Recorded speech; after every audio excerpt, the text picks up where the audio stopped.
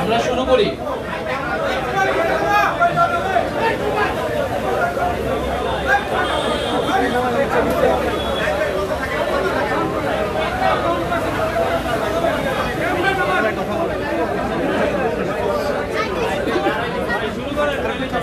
আমরা প্রধানত আজকে যে বিষয়গুলো নিয়ে আলোচনা করেছি তার মধ্যে অন্যতম হচ্ছে জুলাই গণহত্যার বিচারের বিষয়টি।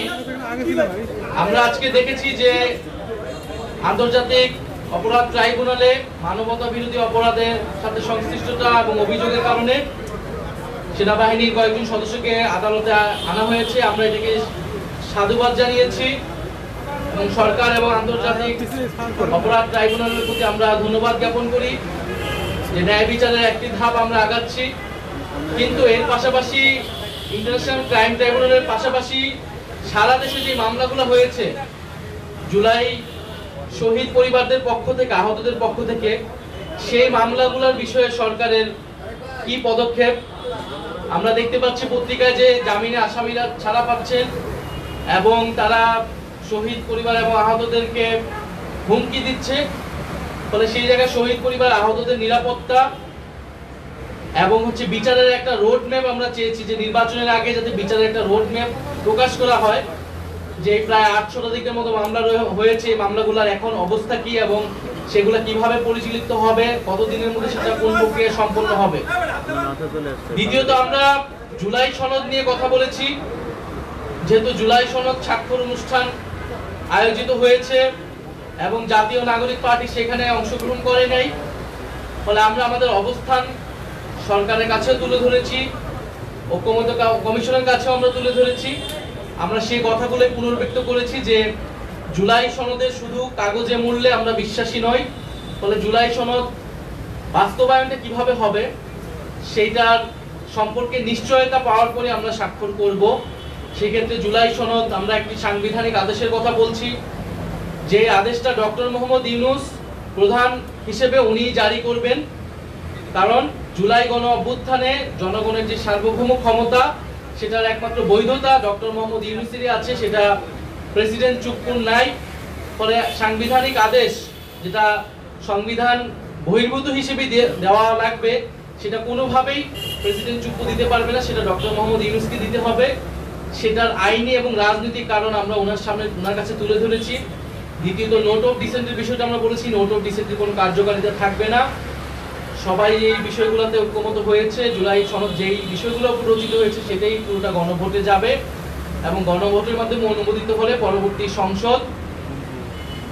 সংসদের একটা গাঠনিক ক্ষমতা থাকবে, যার ফলে তারা একটি সংস্কারকৃত একটি নতুন সংবিধান তৈরি করবে।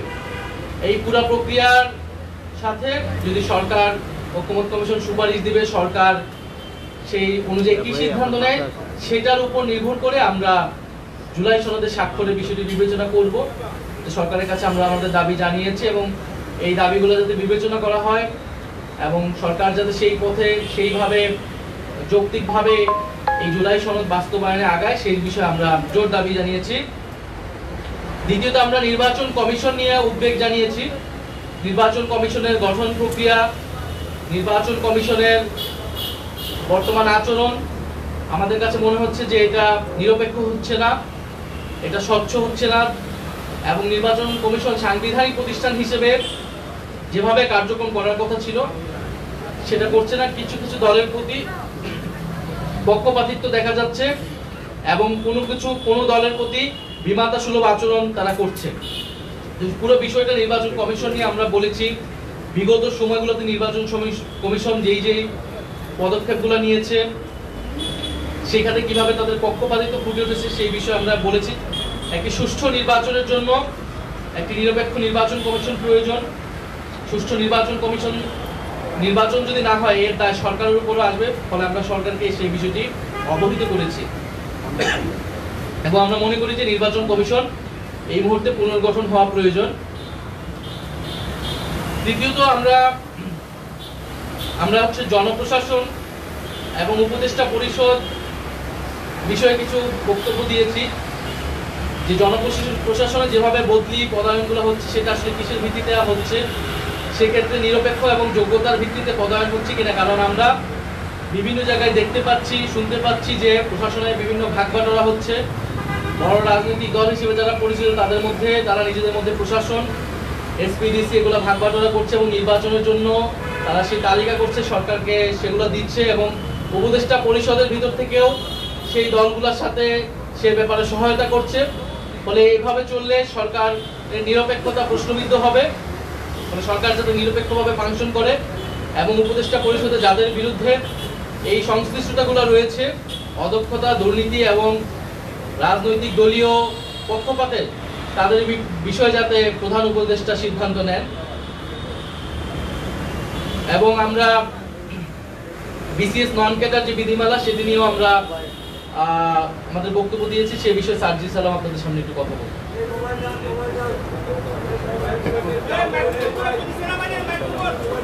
2024-এর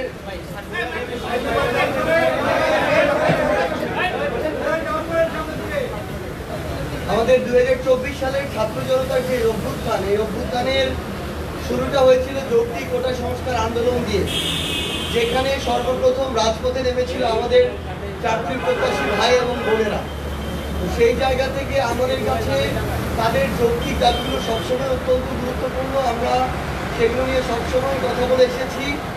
আজকেও আমরা এই গুরুত্বপূর্ণ বিষয়গুলোর মাঝে তাদের একটি অন্যতম গুরুত্বপূর্ণ বিষয়, যেটি নন ক্যাডার পদে নিয়োগ বিশেষ সংশোধন বিধিমালা 2025, যেটা মাননীয় প্রধান উপদেষ্টার স্বাক্ষরের এবং অনুমোদনের জন্য এবং গেজেট প্রকাশের জন্য অপেক্ষমান। আমরা সে বিষয়ে আমাদের এনসিপির পক্ষ থেকে অনুরোধ করেছি যেন সেটা খুব দ্রুত করা হয়। তিনি কথা দিয়েছেন যে এটা তার টেবিলে আসার সাথে সাথে আমরা প্রত্যাশা করছি আগামী সপ্তাহের মধ্যেই এটি অনুমোদন পেয়ে যাবে। পাশাপাশি আমরা জনপ্রশাসন মন্ত্রণালয় থেকে পিএসসিতে 43তম বিসিএস এর যে নন ক্যাডার প্রার্থীদের জন্য অধিযাচিত পদসমূহে যেগুলো রয়েছে নন ক্যাডারের, সেগুলোতে যেন দ্রুততম সময়ে এই তাদের সুপারিশের জন্য প্রস্তাব করা হয়। আমরা সেটা বলেছি, কারণ এটা বিশাল বড় একটা, আমরা মনে করি যে নৈতিকভাবে অন্যায় করা হয় যোগ্য মানুষদের সাথে। একজন মানুষ এবার শিক্ষা ক্যাডারে সুপারিশ প্রাপ্ত হয়েছে, পরের বার তিনি অন্য একটা ক্যাডার প্রত্যাশায় যখন আবার পরীক্ষা দেন কিন্তু পুনরায় শিক্ষা ক্যাডার পান, তখন তিনি সিনিয়রিটির জন্য পূর্বের ক্যাডারেই থেকে যান, শিক্ষা ক্যাডারেই আগের যে নিয়োগ সেটাতেই থেকে যান। দুইটা সমস্যা হয়, এক, ওই মানুষটি নতুন করে যে পদটি পেয়েছিলেন ওই পদটি খালি থাকে এবং তারপরেই যে যোগ্য মানুষটি ছিল তিনি ওই পদটা থেকে বঞ্চিত হন। এইরকম প্রত্যেকটা ক্যাডারে এটি দেখা যায়। আমরা মনে করি অতি দ্রুততম সময়ের মধ্যে এবং আগামী সপ্তাহে এই সমস্যার সমাধান করা প্রয়োজন। আমরা সেই বিষয় নিয়ে কথা বলেছি এবং মাননীয় প্রধান উপদেষ্টা আমাদেরকে আশ্বস্ত করেছেন তার কাছে এই ফাইল আসা মাত্রই, যেহেতু এটি যৌক্তিক বিবেচনা হয়েছে ইতিমধ্যেই, তিনি এই বিষয়টিতে অনুমোদন তার জায়গা থেকে প্রদান করবেন।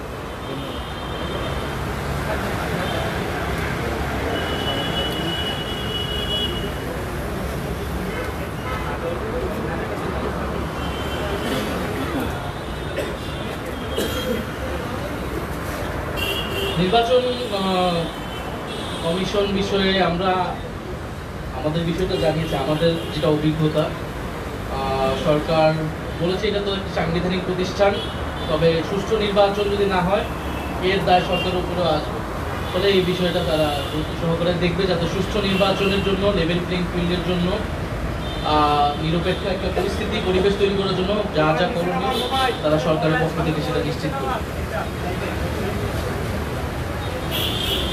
জুলাই সনদের বিষয়ে তারা বলেছে যে আমাদেরকে তারা স্বাক্ষর করার জন্য আহ্বান জানিয়েছে এবং আমাদের বিষয়গুলো তারা বিবেচনা করবে। ঐক্যমত্য কমিশন সুপারিশ দিলে তারা উপদেষ্টা পরিষদ এইটা সিদ্ধান্ত নেবে।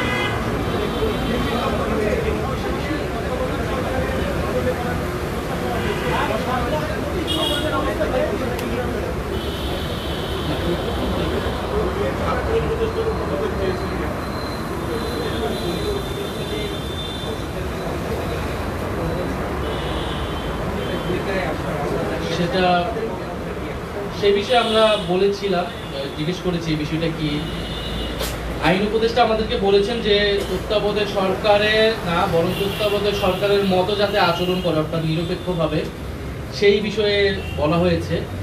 তত্ত্বাবধায়ক সরকারের বিষয়টা কিন্তু জুলাই সনদের আওতাধীন।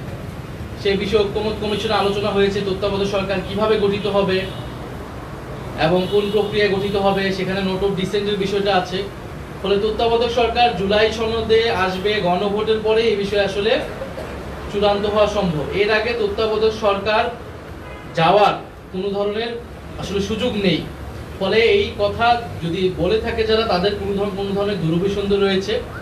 আমরা ডক্টর মোহাম্মদ ইউনূস বা এই উপদেষ্টা পরিষদ, আমরা মনে করি যে তারা সংস্কার বিচার প্রক্রিয়ার মাধ্যমে নির্বাচন করাটা তাদের দায়িত্ব, সেই কমিটমেন্ট নিয়েই তারা কিন্তু সরকার গঠন করেছে। তবে তাদের বিরুদ্ধে যে অভিযোগগুলো আছে, সেই অভিযোগগুলো যাতে তারা বিবেচনা করে নিজেদেরকে পুনর্গঠন করে নেয়, উপদেষ্টা পরিষদের দক্ষতা যাতে বৃদ্ধি করা হয়, সে বিষয়ে আমরা বলেছি। ছাত্র উপদেষ্টাদের বিষয়ে যেটা বারবার বলা হয়, তারা কোনো দলের প্রতিনিধি হিসেবে কিন্তু সরকারে নেই, গণ অভ্যুত্থানের প্রতিনিধি হিসেবে সরকারে রয়েছে। ফলে অন্য উপদেষ্টারা যেরকম, ছাত্র উপদেষ্টারাও সেরকম। ছাত্র উপদেষ্টাকে যদি কোনো নির্দিষ্ট দলের প্রতিনিধি বা সংশ্লিষ্ট হিসেবে দেখা হয়, অন্য অনেক উপদেষ্টাদেরও বিভিন্ন দলের সাথে সংশ্লিষ্ট রয়েছে, রাজনৈতিক সাবেক ব্যাকগ্রাউন্ড রয়েছে। ফলে সেই বিষয়গুলো সরকারকে বিবেচনা করতে হবে, কারণ সরকার যখন গঠিত হয়েছিল বিভিন্ন দলের রেফারেন্সে কিন্তু এই উপদেষ্টা পরিষদ গঠিত হয়েছে এবং তারা এই সরকারে ঠাঁই পেয়েছে। ফলে উপদেষ্টা পরিষদ পুনর্গঠন করতে হলে শুধু ছাত্র উপদেষ্টা নয়, অন্য যে উপদেষ্টাগুলো রয়েছে, আমরা প্রধান উপদেষ্টার কাছে সেই নামগুলো আমরা বলেছি যে কারা কারা কোন কোন দলের সাথে সংশ্লিষ্টতা রয়েছে বা প্রশাসনের ভাগ বাটোয়ারার সাথে জড়িত আছে। ফলে সার্বিকভাবে এটা বিবেচনা করতে হবে। আর এই তো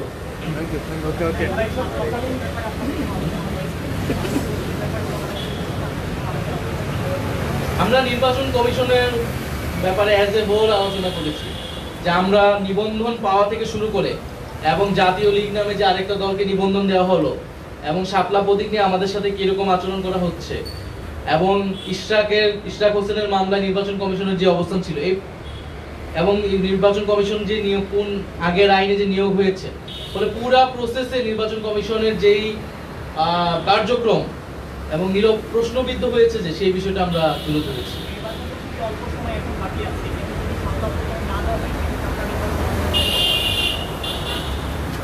আমাদের যদি প্রতীক না থাকে তাহলে তো আমাদের পক্ষে নির্বাচন কমিশনের নির্বাচনে অংশগ্রহণ করা সম্ভব হবে না। আর অন্য কোনো প্রতীক তো আমরা নিব না, সেটা আমরা বলেছি নির্বাচন শাপলা কেন আমরা পাবো না, তার আইনি সাংবিধানিক ব্যাখ্যা আমাদের দিলে তখন আমরা অন্য প্রতীকের বিষয়ে বিবেচনা করব। তার আগ পর্যন্ত সেটা যদি নির্বাচন কমিশন না দেয়, তার মানে সেটা শুধু প্রতীকের ইস্যু না, এটা নির্বাচন কমিশনের নিরপেক্ষতার প্রশ্ন, নির্বাচন কমিশন ন্যায় বিচার করছে কিনা একটা দলের সাথে সেটার প্রশ্ন।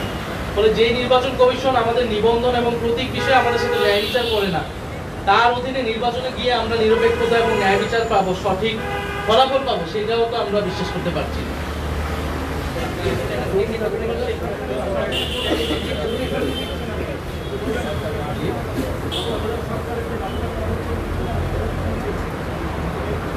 আমরা মনে করি যে অবশ্যই এই উপদেষ্টা পরিষদের নিরপেক্ষ এবং দক্ষতা নিশ্চিত করা লাগবে একটি সুষ্ঠু নির্বাচনের জন্য, সেটা সেই দাবির সাথে আমাদের ভিন্নমত নেই। কিন্তু এই উপদেষ্টা পরিষদ পুরো পরিবর্তন করে তত্ত্বাবধায়ক সরকার নিয়ে আসায় এইটার আসলে সুযোগও নেই আইনগতভাবে, কারণ তত্ত্বাবধায়ক সরকারের বিষয়টাই পুরো জুলাই সনদের অধীনে আওতাভুক্ত আছে। যদি তত্ত্বাবধায়ক সরকার আপনি গণভোটের আগেই সেটাকে বাস্তবায়ন করতে চান, তাহলে নির্বাচন কমিশনও পুনর্গঠন করতে হবে জুলাই সনদের আইন অনুযায়ী বা সেখানকার ঐক্যমত অনুযায়ী। ফলে এই বিষয়গুলো আসলে যারা বলতেছে তারা কোন বিবেচনা বলতেছে, কোন উদ্দেশ্য নিয়ে বলতেছে, এটা আসলে সন্দেহজনক।